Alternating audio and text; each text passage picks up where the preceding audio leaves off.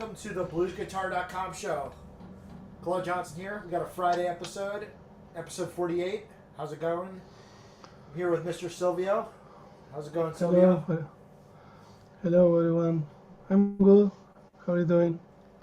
Good, good. Just working on songs. I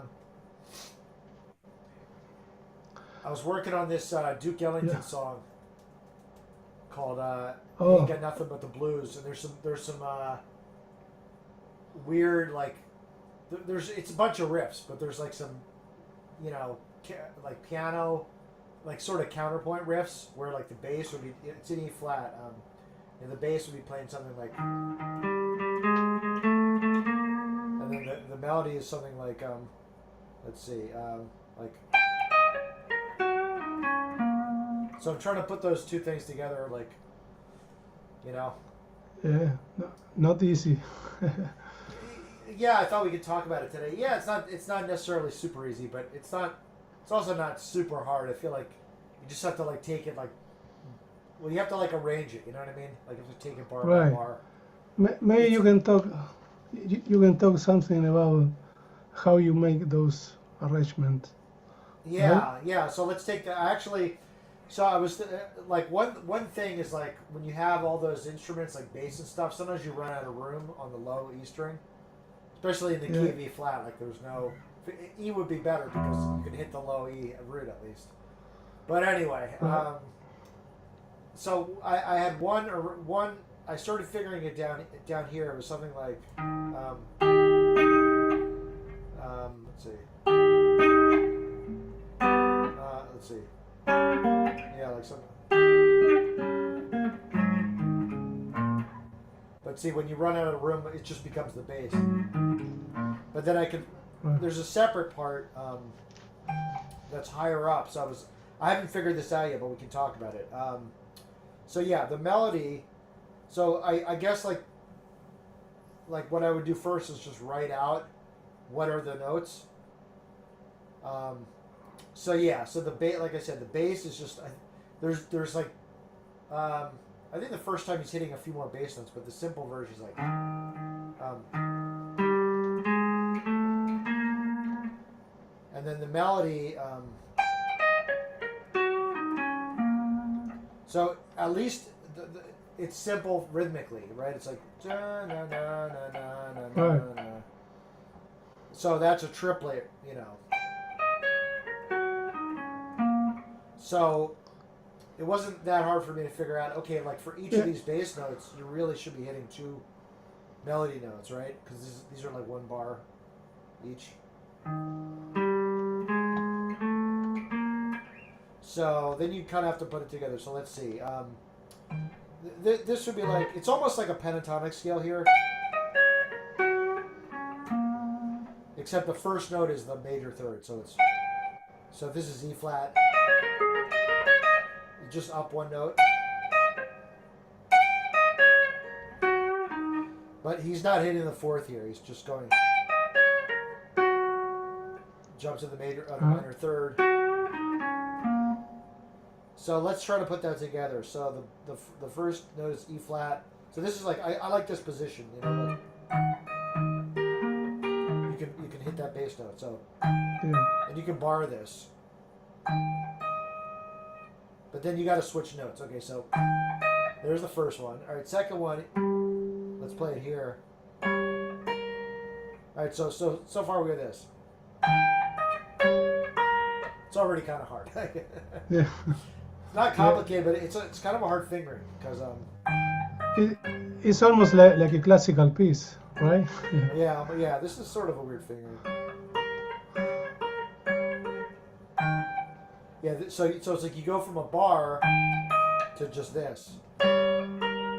So I guess in that sense, yeah, it's kind of like a classical piece. And then let's see. No, but we're okay. So then, this is the next bass note. A lot of it's just remembering these like phrases. So phrase 1. Phrase 2, phrase 3,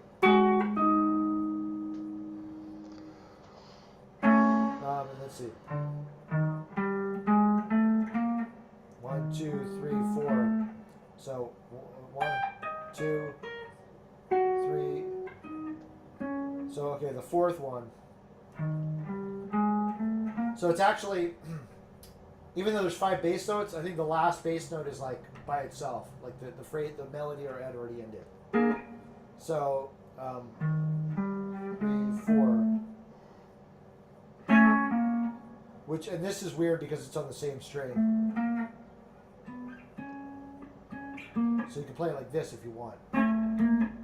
But sometimes it's like, you don't have to get it precise. It's okay to just not play the bass for half a beat or something.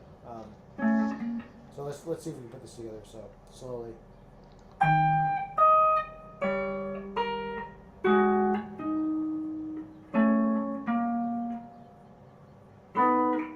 Was that right? 1, 2, 3, 4. Yeah, it's weird because the melody phrase ends on the B flat, and then the next bass note is on the B flat. Right. So maybe I would do like that or something.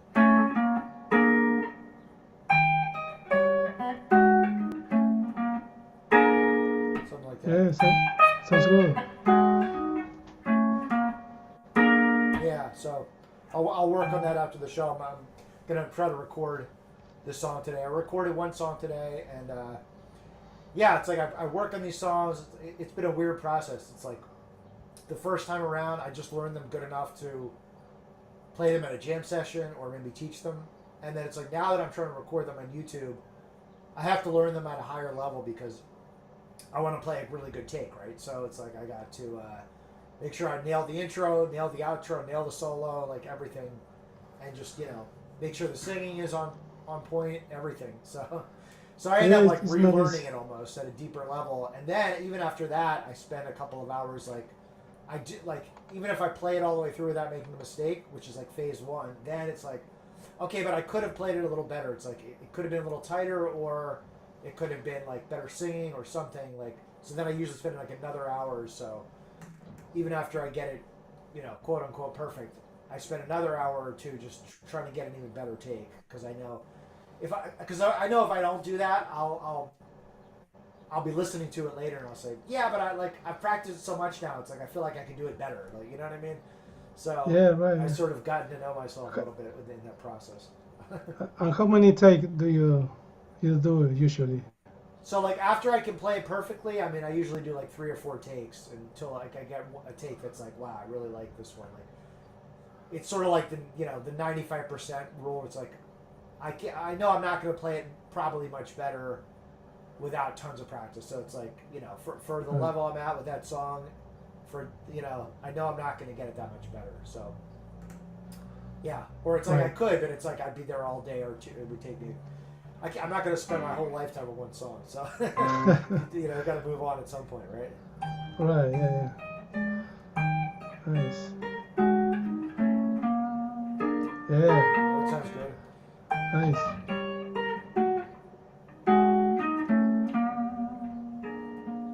Yeah. Anyway. Nice. So that's that. Anyway. Yeah. I want to share one other thing, and then we can you can show me some licks. Yeah, I was thinking like, going back to categorizing licks and stuff. Let me switch to my distortion here. I haven't really tried this out yet. I had this idea last night, just lying in bed. Sometimes I get ideas even without the guitar. Do you ever get ideas like that? Yeah, sometimes. Yeah. Like what? I don't know, but maybe a riff or yeah, something. Yeah, I don't know right now, but yeah, sometimes I hear or some melody or right or some. Yeah. Or sometimes I'll just have ideas, just like fretboard ideas or whatever, rhythmic ideas. So yeah, I was just last night I was thinking about like riffs and just so like you can come up with a formula where you're It's the same, the same rhythm we just had, 1 and 2, trip, D, trip. I call those trip Ds because it's like a triplet feel. If you count 1, 2, 3, 1, 2, 3, and then you tie the first notes together. It's a classic blues feel, right? Yeah. A note with triple feel, right? Right. So anyway, so the idea was it'd be like a three bar or three beat riff,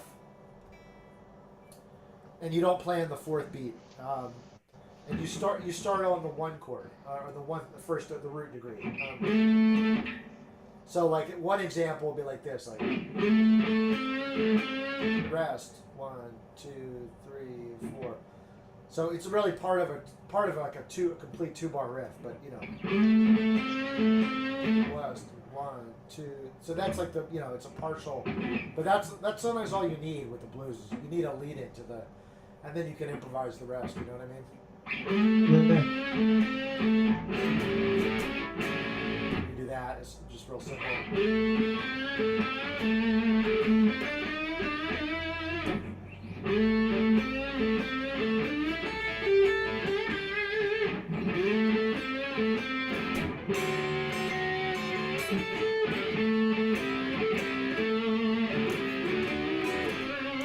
So anyway. Yeah. So 1 bar with your idea and another bar with some licks.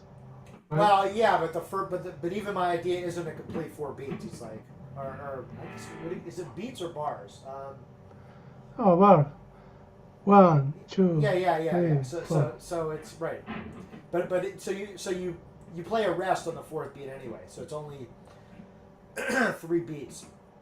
But you stick to, it's always the, trip, D, trip, D, trip, D. You stay with that. But then you try to come up with different ideas.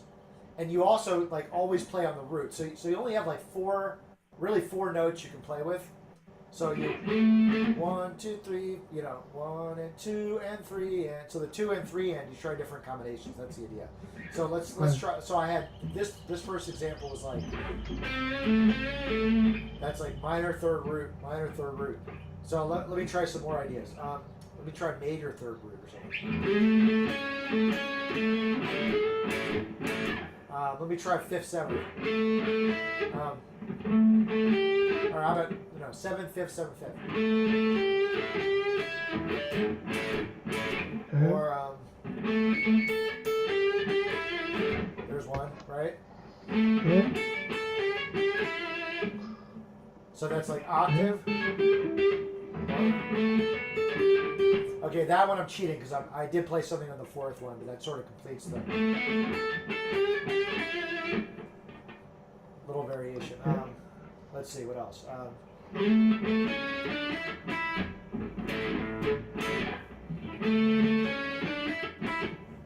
That's like major 3rd, 4th, 5th. Sort of like that song, Can't Afford to Do It. Indeed, but let's see. So it's 1, 2, 3, and there we go down to the 7th, 5th. So 7th, 5th, 7th, 5th, like that. So anyway, you get the idea, but that's like a whole system of riffs right there, just with that little one rhythmic idea. So right, that's pretty cool. Yeah, you can add some triplet there. Right, yeah, you can always add the triplet. Yeah. Yeah.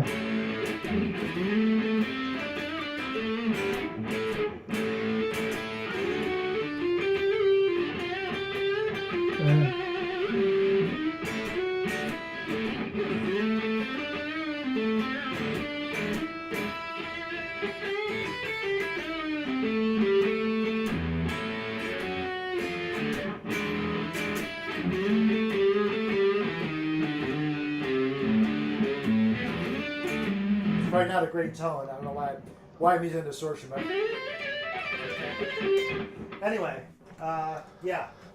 I'll probably well, anyway, I could plug into my other amp, but I'll let you play some a little bit. So you don't like the distortion of your pure amp, or it doesn't It doesn't have? really have a great distortion. I mean, I don't want to mess with it right now, but yeah, it's not. Okay. I don't know. I haven't. I need to play around with it. Is the honest answer. I never really found a good middle of the grade. It's hard to say. Like when I'm playing a song with the band, then it's like I know what level of crunch I need because it kind of fits the song and the mix. When I'm playing by myself, I tend to either just play like a pure clean channel or just like the shred tone. I need to like play around more with the crunch tones, to be honest. So yeah. Right. Yeah, maybe you need a booster, a boost pedal for that amp. Well, a boost pedal just makes you louder. No, actually not. I mean, you can use a dry pedal as booster. Like a dry pedal. Okay, yeah. Yeah, Yeah, I'm lazy. I don't want to hook up my pedal board. It's like I have too much junk here in the office. I do things strange ways sometimes. You know, I get lazy about certain things, like I don't like not hooking up my pedal board. But yeah, but I mean these days I've just been playing a lot of acoustic, so I'm not messing around with my rig that much. I've been working all these covers and stuff, and just so yeah, out of sight, out of mind with the electric tones and stuff. But anyway, okay. yeah, no, I should play around with this amp. It's supposed to be a more versatile amp than my other Pure 64. It's supposed to give. I have played it when I first got it. It does have some good crunch tones. So yeah, maybe I'll dial that in and see. Maybe I'll get a pretty good blues. That's a good idea. A good blues tone. Yeah. Because like when you play, you do get some good sounds with if there's a little bit of gain, right? Right. Yeah, of Let me course. just see if I can get one real quick on this one. Let's see.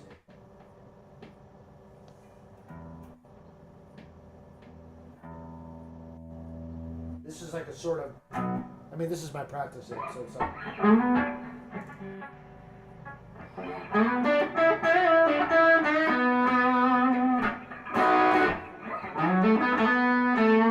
So let's see.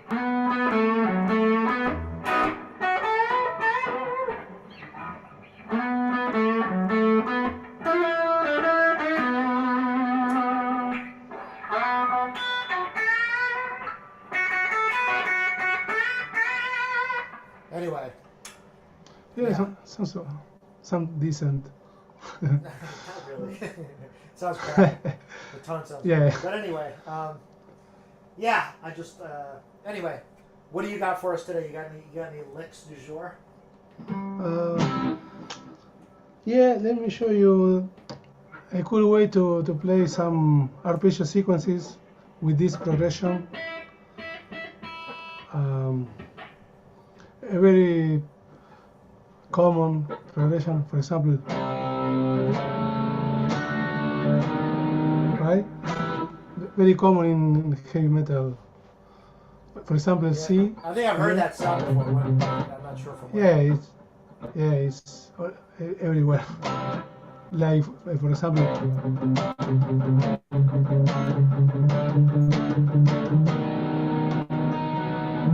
so for example, I like to play this.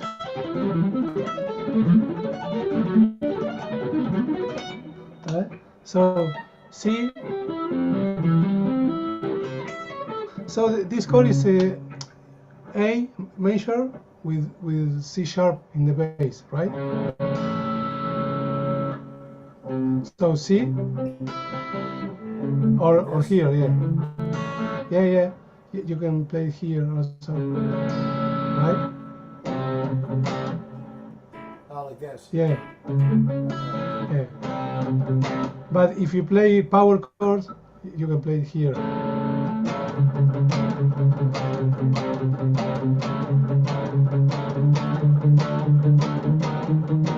Right? So it was like. So C. And then it's C sharp over A. I mean A over C sharp. Yeah. Right. And Then D. Then B over D sharp. So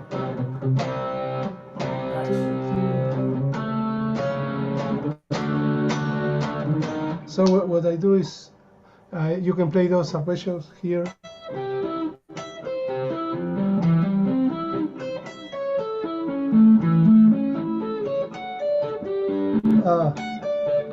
So you're going.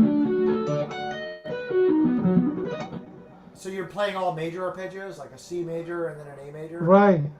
I'm playing C major, A major. Yeah.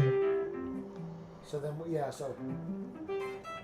And then, so do you go up one and then down the other? I go down with C. So. Right. This. So, down here. That's all C, right? But I don't play the sixth string here. Okay. I play the E, the last note. Okay. Yeah. So.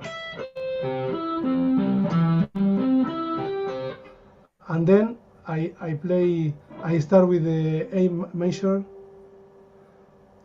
here on E. So.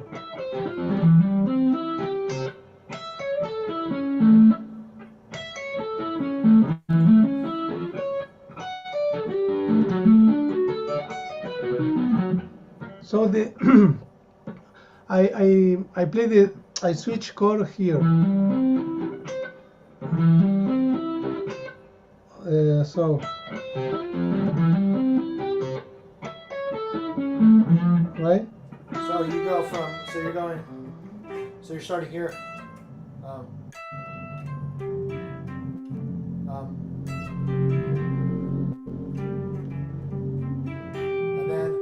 And then you jump to the E. No. I reach here to the C as the last note from C. Okay. And then E. Yeah, that's it. So that's interesting, because the E is the third of C and the fifth of A. Right. Yeah. So you have to make it fit in the bar. So. Right.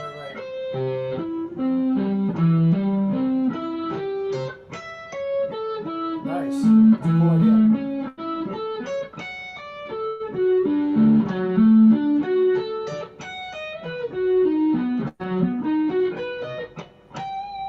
So.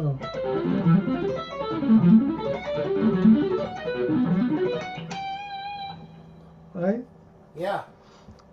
That's what do you call these way. chords? I mean, like this is like reminds me of that 38 special songs. They always use that.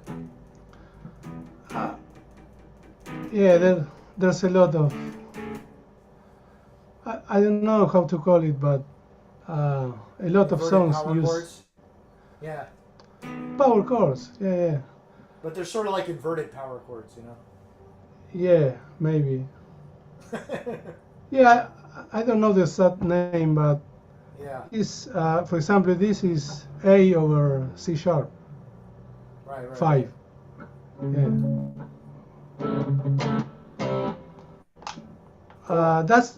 That's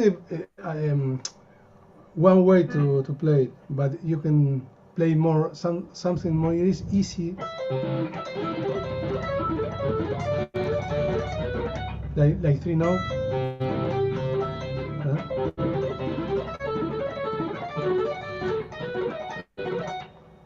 Right? Or with 2 strings.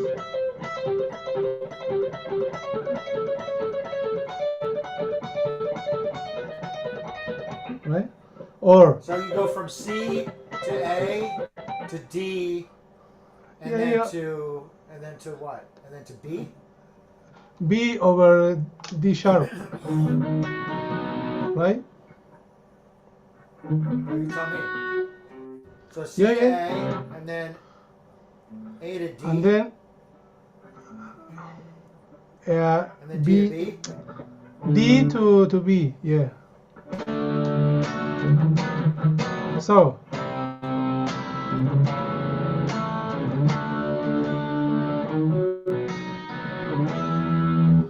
yeah, Cool. It's a cool pattern. Yeah. yeah, and you can do a lot of different ideas. For example,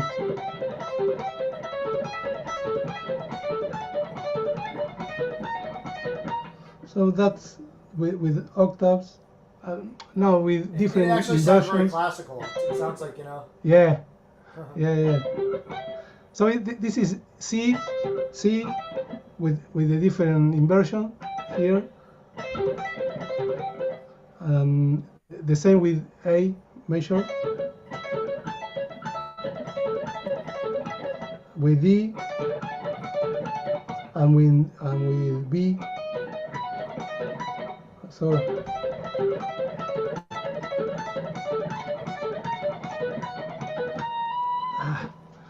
yeah, Cool. there's a lot of ideas that you can use with these arpeggios. Cool. Yeah. All right, good stuff. Well, we're gonna call it a show today. We're keep it short for Friday, and got stuff to do, songs to record. So, thanks guys for watching. Check the link in the video description. We'll give you some free